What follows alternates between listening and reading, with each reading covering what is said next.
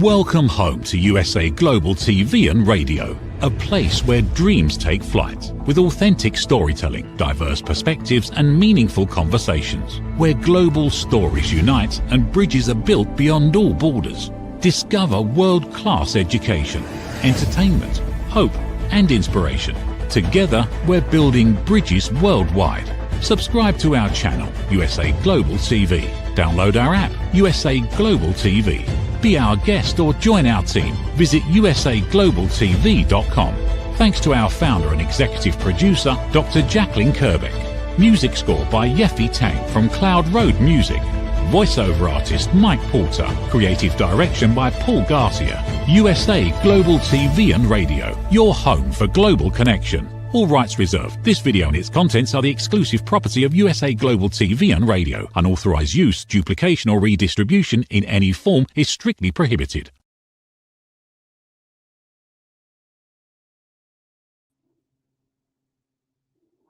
Good afternoon, everyone, and happy Monday. Thanks again for tuning in to The Holistic Alternative. I am Julie Ann Mejia, and I'm delighted to have you with us today. We have a truly special guest joining us. He's a well-known actor, best recognized for his roles on HBO's The Wire and We Own This City. Beyond his acting career, he's a remarkable example of resilience. Someone who leaned on his faith to overcome the aftermath of surviving a tornado. Right now, he's involved in several new projects and is in the process of putting together a special new endeavor. It is my honor and privilege to welcome Trey Chaney to the show. Trey, thanks so much for taking time out of your busy schedule to be with us today. Thank you. Trey, if you wouldn't mind sharing a little bit about your background, how did you get into acting in some of your previous roles? Yeah, well, I started off in the entertainment business at the age of 8 years old as a hip hop artist and dancer. That's what a lot of people, knew me from, performing at Apollo Theater in New York City, from the age 8 years old till about 13 or 14. I remember winning first place like 5-6 times and opening for acts like Big Daddy Kane, Rakim, Slick Rick, like these are some of my OGs to this day, that I still keep in contact with. And, just starting off at a very young age, I always tell people I knew what I wanted to do at 8 years old. A lot of 8-year-olds in elementary school, they just, they go to school and they might not necessarily know. But my mom and dad, it was always instilled in me just to be in the entertainment business. I come from a huge family of entertainers that love music, that love rap, that love acting. And I want to say, just to fast forward from 8 years old to maybe like 18, I think I did my last dance performance at 18 years old in my hometown, which I'm originally from Forestville, Maryland, Washington, D.C.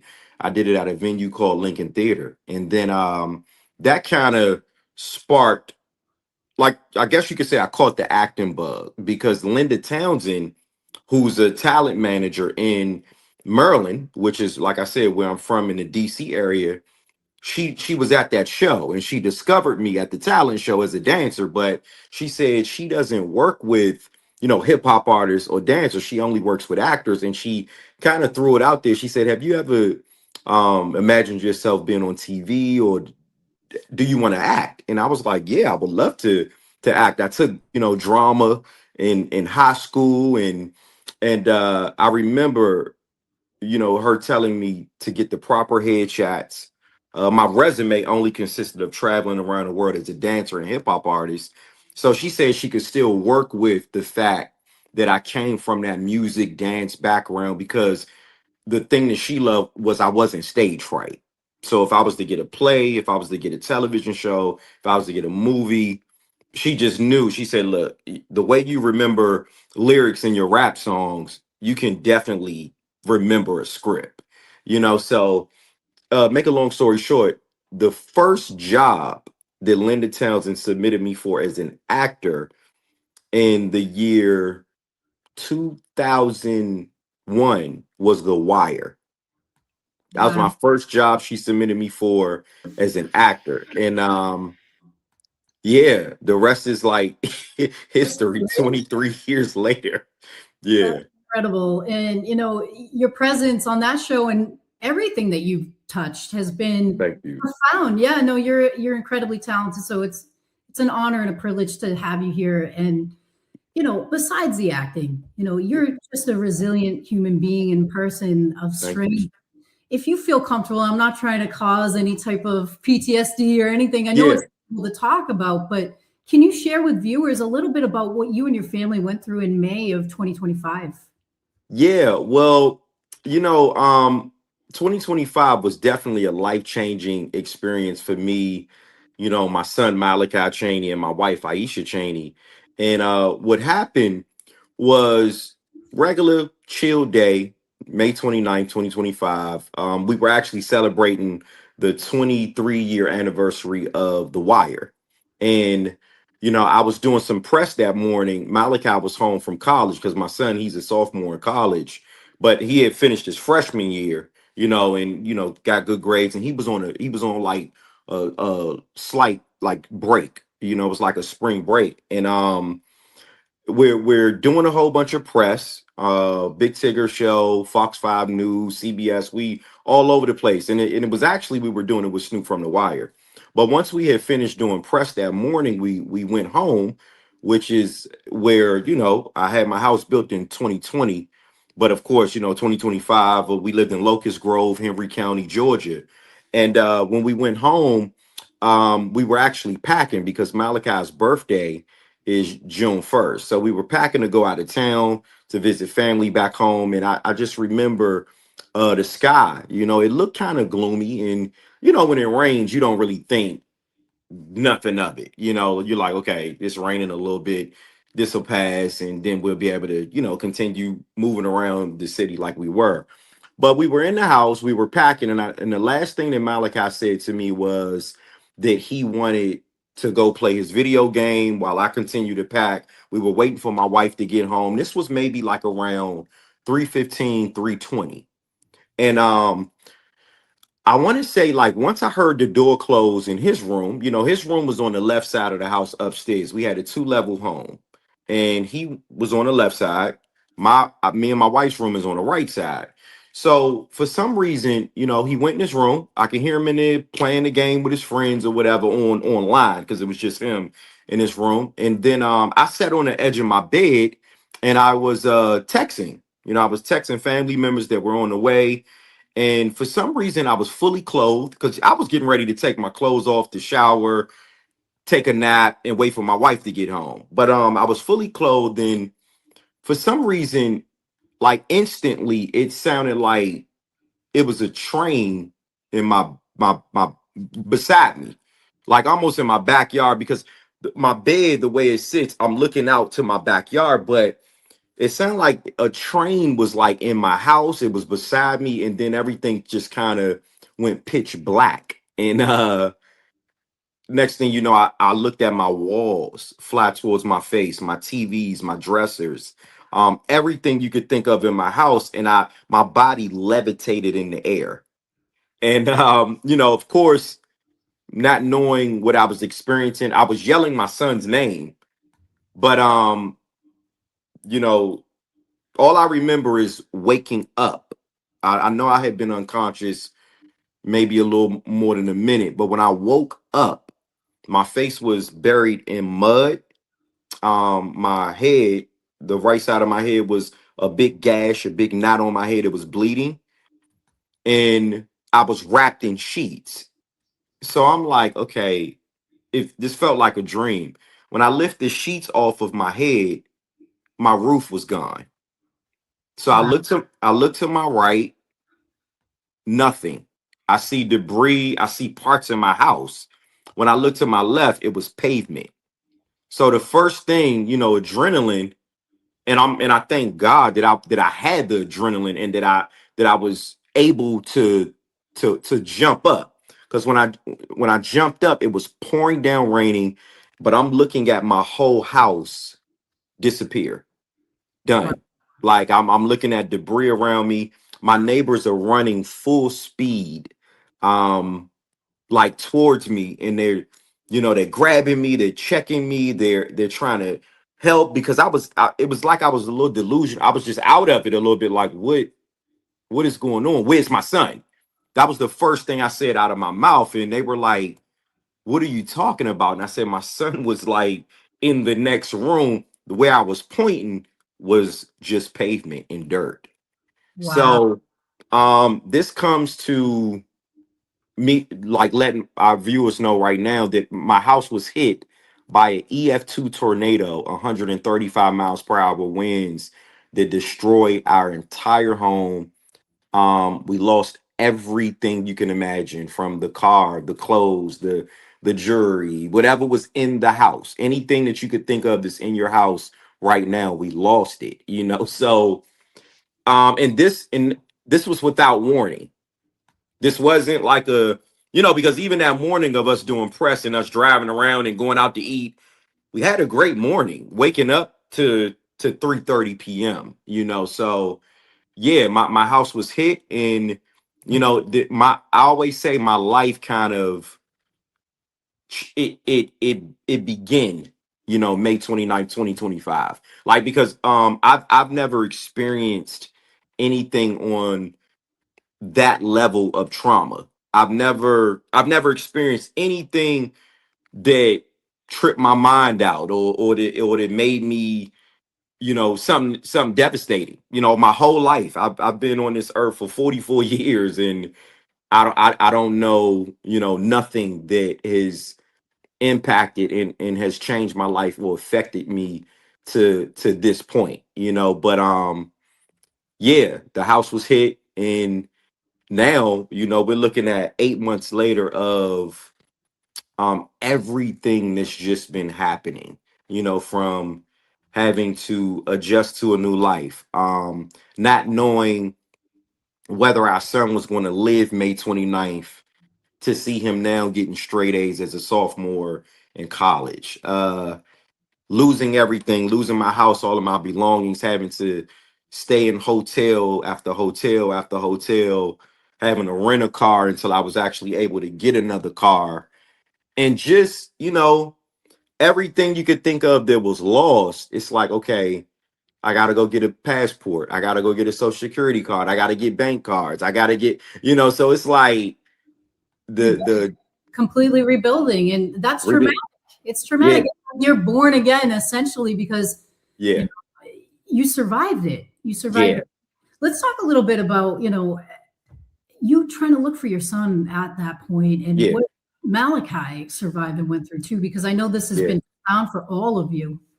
yeah. So once the neighbors ran up, and once I made them aware that my son was in the house, the search for him started.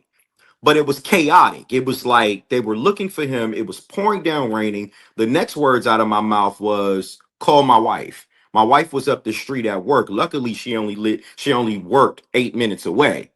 But just the thought, as a father, you know, as a husband, as a protector, as a provider, not knowing exactly where my son was, it's the worst fear that I could ever. I'm not scared of anything. I'm not scared of nothing. But that was the worst fear, of me being scared, just looking for him and not knowing where he was, or not knowing even if he was living, from looking at the pictures of the home and looking at everything that was around, that was surrounding us. So once I called my wife, I didn't even call. I just gave my neighbor the number while I was standing there, because I couldn't even talk. I was so devastated. And I could hear my neighbor saying, Aisha, hurry up and get home. Something traumatic has happened to your house, your home. But my wife not really knowing until she pulled up. That was another piece of this whole traumatic, devastating life experience. She pulls up, and she's pulling up to the house that we had built in 2020. You know, 5 years later, she's looking at it destroyed completely. Wow. And her first initial reaction, I've never, in 21 years of being married to my wife, I've never heard a woman scream and cry like that in my life. You know, if it wasn't for my neighbors being, she was probably like a couple of feet from me, but if it wasn't for my neighbors being there with her, she could have passed out and hit her head or something on it, because she fainted. you know, and then when she came back to her senses, she runs to me and she's patting me down. But the worst thing that I've ever said to my wife in 21 years of marriage, she asked me, "Where's Malachi? Where's our son?" I said I didn't know. That was the worst thing I've ever said to her. You know, because Yeah. I yeah, can't even imagine like processing yeah, all that. You're in shock. She's now in shock coming into it. and neither one of us know where he is. So I mean, just think that continued for a good 25 minutes of just not, but on top of the 25 minutes, you got to think about another 15-20 minutes that it actually hit the house. I'm up in the air. He's thrown 300 feet, 100 yards. When the paramedics, when the Henry County Fire Rescue Squad got there, they measured it, you know, when they actually found him, because they found Malachi 300 feet, 100 yards away in the woods. I lived on the end unit in a new development where all it was woods and trees. So if, you know, I thank God, because what if I wasn't sane? You know, what if I was the one that was unconscious and never woke up, or when I did wake up, I didn't remember my son was in the house. You know, this could have been a totally different outcome. So with that, once they found him, and shout out to one of my neighbors that actually found him, my man Eric, he found Malachi. And when by the time he found him, that's when the paramedics, the Henry County Fire Rescue Squad, that's when they were all pulling up at the same time. So right now, my world and my life is just happening all in real time. And then on top of that, it's still pouring down raining. wow. So just picturing or thinking about, man, my son was laid out, nobody couldn't find him, and it was pouring down. I mean, that could have, you know, he could have choked on water, you know, just being unconscious out there like that. But once they put him on a stretcher and they rolled him around, he was making noise. He was yelling in pain.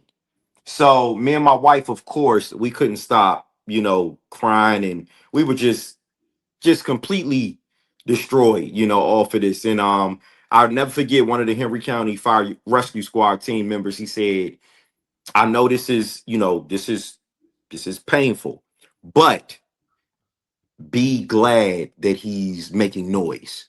It was almost like a baby being born, you Yeah. know, because it's like, if that baby, when that baby comes out and that baby's not making no noise, then you got a problem, you know. Absolutely. So the fact that, you know, once he gave us a little bit of, you know, relief, just a little bit. But, you know, once the ambulance was there, we thought we were going to the same hospital as my son. Um, Turns out we wasn't going to the same hospital, because they wanted to take me. I had to get X-rays because of the trauma from my head. I had a gash, and I'm like, "No, I'm okay. I'm okay. I want to go with my son." They're like, "No, you got to get treated as well." Right. But Malachi's injuries were a lot more intense and a lot more worse than what I had went through. I fell with the house and collapsed, woke up with the gash. He was thrown 300 feet. So that means, if you picture it or if you think about it, being thrown 100 yards the size of a football field out of the window. You know, I mean, that's just, this kid is playing a game and you're thrown, you know. So it's like, Crazy. oh yeah, so he had to be rushed to Grady Hospital, you know, the trauma unit. I went to Piedmont Hospital Center, which was close, but yeah, he had to be rushed there. And some of the injuries, Julie, was you know, broken ribs, every bone in his face fractured, broken neck, um, punctured lungs, bleeding on the brain, you know. So he has a brain injury, you know, for life. But to see the miracle of over time, the course of him, the ribs healing, the metal plate that he has in his face, um, the neck brace comes off in July. It came off in July. And to almost, like I always tell people, if I've always had a relationship, a strong relationship with God and the universe, but now I know God and I know what a miracle looks like. I know what it looks like. Me and my son are prime examples. My father, Skip Chaney, he always tells me this could have went different. What if Malachi was thrown and hit it, and his body hit a tree and snapped? Right. Or what if when I did fall and collapse with my house, what if the roof would have fell on me? So even though it went bad, it still didn't turn out that way. It turned out this way, where I'm able to talk to you now, and Malachi's in Savannah State University getting straight A's in his sophomore year in college. So it's like, every day this is every day this is something that'll never go away, because it's just, I'm in therapy for it. I go to therapy 2-3 times a week, because I know it's not necessarily no more about me losing everything as far as material, the house, the car, whatever money was left in the house, the clothes, the jewelry. It's not really even about that. I'm in therapy because the way my mind is working, it's like the way God heals the human body is it trips me out, and it's looking at my son go from being on his deathbed to, like I said, straight A's in college. I'm like, whoa, this is mind blowing. So I need to talk to somebody. It's like I can't. It's something that this more than just devastating and traumatic. It's a real live miracle. I just go No, ahead. that's amazing. I'm so excited that you're doing the internal work, because again, trauma is no big. It's a very big deal. It's not a small thing that you survived, and watching your child go through what he went through and yourself, and rebuilding. It's no easy task. So I commend you for doing the things that you need to do to heal internally. And to your point, faith is everything. Your perspective and how you handled it is tremendous. So thank you for sharing that. I know that's really a difficult piece to discuss. How did your faith and this particular incident shape some of your projects moving forward? I want to hear it from you. I know about your project. Yeah, for sure. Well, right now, then Viswanathan, that's my brother. That's my partner in production and writing and producing. And I've decided to turn tragedy into triumph, meaning, we working on a project right now, a documentary TV series called Reborn by the Storm. It's a book, it's a movie, it's a TV series, it's a doc, and Reborn by the Storm is telling the actual story word for word, because who better can tell a story but the people that survived it, so I want this to serve as an inspiration and a motivational tool for people, to let them know that you can overcome. As crazy as it may sound, to be living where we're living at now, to be, constantly rebuilding our lives. And I mean, yeah, it's still painful, it's still painful, it still hurts. But when you think about it, the most important thing that we didn't lose was our lives. So with that, everything from going forward has to be a testimony for people to be able to heal, to be able to draw closer to God, to be able to say, okay, if that family, the Chaney family, went through that, whatever somebody thinks they're going through, Absolutely. if it's and people every day, somebody, all of us, we go through so much every day, on a personal level. But to, like I said, to go through surviving a tornado, you don't always hear about that, especially somebody, on in my position, it's, you know, I'm already in the media. I was already, you know, on platforms and different things of that nature. So for something like this to happen to me, it's like, oh, nobody's exempt, you know, from trials and tribulations and struggle. Nobody's exempt from that, but it's how you deal with it. And I feel Reborn by the Storm, this project is going to really tap into, this is how I healed. You know, this is how I'm healing. This is how my son is healing. My wife is healing. And these are some of the things that you need to look for when, if something like this happens to you, when it comes to insurance, you know, when it comes to the state not declaring what happened to my house a natural disaster. So that left me with not having federal funds. I didn't have no access to federal funding. So just, you know, it's also touching on, if I wasn't Trey Chaney from The Wire or some of the other things that I've done, I would have been probably forgotten about. You know, I mean, a lot of people, if they wasn't in my position to have people like Charlamagne the God from Breakfast Club and all TMZ and all these people report on the story or about my GoFundMe, I don't know where I would be right now. You know what I'm saying? So I want to be the example to say, look, these are some of the things you need to look out for. And I'm also in talks right now of starting a nonprofit organization to help families that's been through traumatic, devastating, life-changing experiences, so they don't have to, you know, worry about insurance procrastinating like they did me and my family, or the state, like I said, not declaring what happened to us a natural disaster. I want to be somebody that can say, look, me and my family were able to survive this. Here, I want to walk you through the steps. And as painful as it may sound, you know, I'm willing to put my image and my face on the line to help somebody else get through something like this if they happen to go through it. Well, I commend you for that, you know, significantly. And, you know, it takes a lot of strength and courage, right? To go through what you went through and say, hey, I'm going to put this out there. This might be someone else's survival guide to go. Yeah. So I commend you for all of that. And I think this is an important story.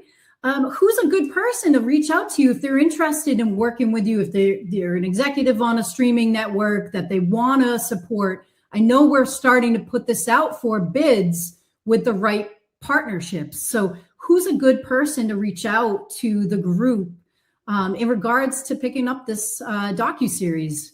Well, you on our end, like I said, myself, you know, my partner, then with Swanathan, along with, you know, my Instagram is out there, Tray Chaney Vision, and also if they went to CheneyWay.com, all of my information is on the site. My contact information, I've been accessible because I've been speaking about this story. Like I said, it's all about trying to help people heal, you know, and really understand that you got to go through something to get through something. And don't always think that when something traumatic or devastating happens, that it's the end of the world. Because as long as you living and breathing, there it is. You know, you can overcome. But CheneyWay.com is my website, and my contact info is on there. And like I said, I'm on Instagram, Tray Chaney Vision. People can hit me up, and we're all connected. Like I said, me, my partner Vin, you, Julie, you know, all of us are connected in a way where I feel almost like I know something big is coming out of this, because like I said, it's a true story, you know, and you're hearing it from my mouth. Malachi doesn't have a problem talking about what happened. Aisha doesn't. Another key point is Malachi doesn't remember May 29th through June 11th. So that's a whole nother piece. Him waking up in Shepherd Center, this was after he had went through everything he went through, being in ICU for 2 weeks. And he woke up in his rehabilitation phase. So having to tell a story and go back to the house, he wanted to go see the house. He's like, I wanted to see what I survived, you know, but that's a piece within itself, because even the way he's taking it, it's like, thank God I survived it. You know, thank God I'm living to talk about it. And I'm telling you, to see him now, me and my wife are just so proud of him, because it's this, like I said, this could have went left. This could have went a whole nother way. but for the grace, right? They say so. Grace and mercy. Yeah. There's a reason that you guys are still here. There's a reason you made it, and that you went through everything that you went through. And I want to be very conscious of your time. I know you took away time from actually to be here today. So thank you so much from the bottom of my heart. This is an important project to me. I do believe this is huge, and your voice matters. So thank you for everything and for being here today. I really appreciate you all, and any updates I'm gonna always share with you on this platform, and anything that I can do to just, like I said, add more healing, more peace, more joy to the world. That's what it's all about. Because at the end of the day, everything that I went through, these past 8 months, and something so devastating, traumatic, life-changing, I don't take life for granted. I'm not in the space where I need to chase anything. I just feel like God is always going to make sure that we're okay. Nowadays you always hear people are here today, gone tomorrow. So right now I'm living life, and my mission and my movement is about uplifting, encouraging, inspiring as much as possible. And I definitely encourage people to get therapy. I used to be somebody who didn't want to talk to a therapist. I didn't feel like I had to. I thought I was like a therapist, because people always came to me for information and, man, how do you do this? But going through something like that, I found it very beneficial to talk to a therapist that's helping me in ways that I never thought I needed help. And like I said, every day it's not easy. Like going through something, surviving a tornado, it's not easy. I wake up every single day and I think about it every day. I think about how much I miss my house every day. I think about all the things that I still have to go after and get, because it was lost in the storm. It was lost in the tornado. But just rebuilding our lives, taking it one day at a time. That's what's important, and most importantly, we didn't lose our lives. And as a family, my wife Aisha, my son Malachi, we sticking together, so it's working out. Absolutely. And everything, all the material stuff can be replaced. Yeah. You and your family cannot. And you are a true testament, reborn by the storm, man. So reborn by the storm. That's it. Yeah. You're a living testament to that. So thank you for sharing, your journey with us. And thank you. We're looking forward to hearing more about the development of this project. I know for certain this is going to be huge. I'm really excited to be a part of it and to have you today. So thank you again for sharing your love with everyone. And thank you. We appreciate you. I hope you have an amazing rest of the day filming. And we look forward to hearing more about your story as it progresses. Oh, for sure. Yeah. Y'all be the first to know. Well, thank you so much for joining us. We appreciate you. Have the best rest of the day. Thank you. I appreciate it. Take care. Hi, everyone. Thank you guys so much for tuning in and for listening to Trey and his story. We welcome everyone back next month for another beautiful episode of The Holistic Alternative. If anyone is interested in learning more about how to be a part of Trey's project, you can reach out to us on the show here. You can also reach out to our colleague, Ven. His email is ven.hara@gmail.com. You can also reach out to Trey on his Instagram as well, but we try to, as a collective, help with everything. Thank you guys for watching and for being a part of our segment today. Please spread love, and we'll see you in a few weeks for our next show. Take care. USA Global TV and Radio proudly presents Tracy Cram Perkins, a dementia caregiving survivor teaching how to balance care with peace of mind. #1 resource for dementia caregivers. It's the book Dementia Home Care: How to Prepare Before, During, and After. Over 17,000 copies sold of this must-have guide. And now a testimonial from Tracy Smith. If I was to describe this book to someone who is going through a similar situation, I would underscore how important it is to have some sort of a tool or a guidebook to help you through certain stages. And there's so many, it's such an unknown topic to the average person. And to have this as a reference is essential. It's going to help you get through it personally, as well as help your loved one manage. To learn more, go to TracyCranPerkins.com. Tracy Cran Perkins is an award-winning author. She's also the host of Dementia Home Care television show. Watch it here on USA Global TV and Radio. Thank you, viewers and listeners of USA Global TV and Radio, for joining us today. We're honoured to have your time and attention as part of our global community. At USA Global TV and Radio, we believe in the power of authentic conversations, meaningful connections, and creating a world of possibilities together. Want to be part of something bigger? Join our team of elevated listeners at usaglobaltv.com, a space where your voice matters and your ability to listen transforms relationships. Stay connected with us across all our platforms for thought-provoking discussions, expert insights, and empowering stories. Subscribe to our channels at youtube.com/c/USA Global TV.